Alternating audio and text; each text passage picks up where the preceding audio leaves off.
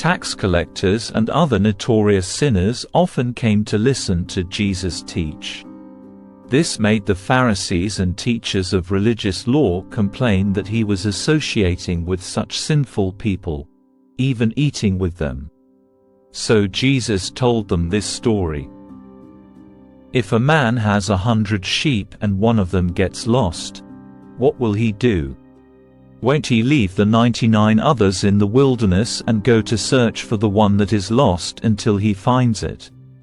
And when he has found it, he will joyfully carry it home on his shoulders. When he arrives, he will call together his friends and neighbors, saying, "Rejoice with me because I have found my lost sheep."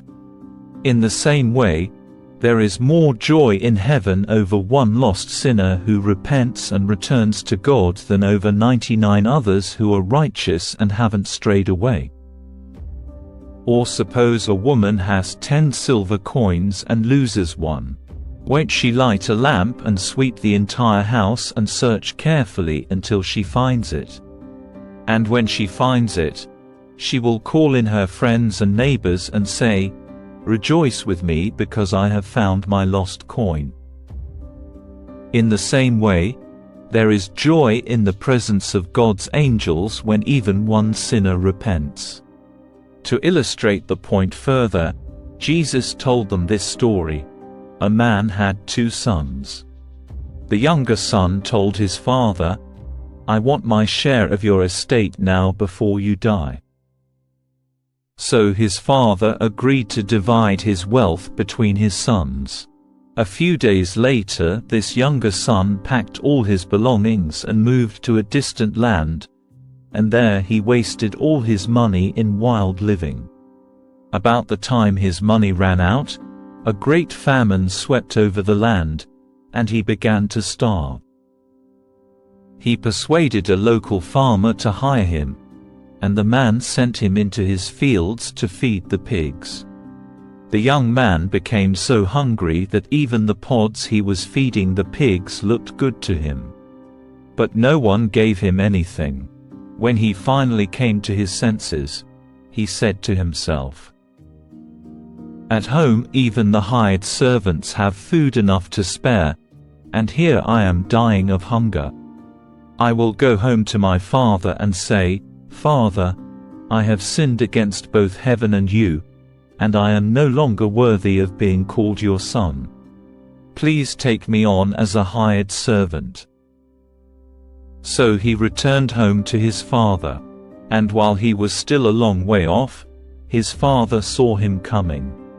Filled with love and compassion, he ran to his son, embraced him, and kissed him. His son said to him, "Father, I have sinned against both heaven and you, and I am no longer worthy of being called your son." But his father said to the servants, "Quick, bring the finest robe in the house and put it on him. Get a ring for his finger and sandals for his feet. And kill the calf we have been fattening. We must celebrate with a feast, for this son of mine was dead and has now returned to life.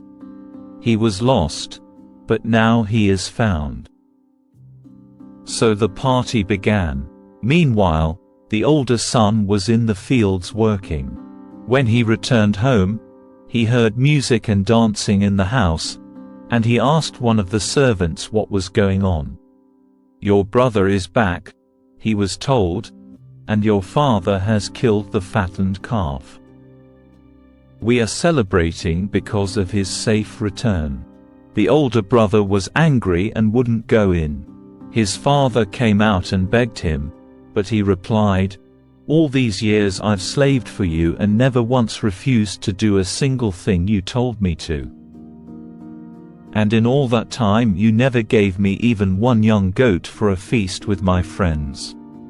Yet when this son of yours comes back after squandering your money on prostitutes, you celebrate by killing the fattened calf." His father said to him, "Look, dear son, you have always stayed by me, and everything I have is yours. We had to celebrate this happy day. For your brother was dead and has come back to life. He was lost, but now he is found."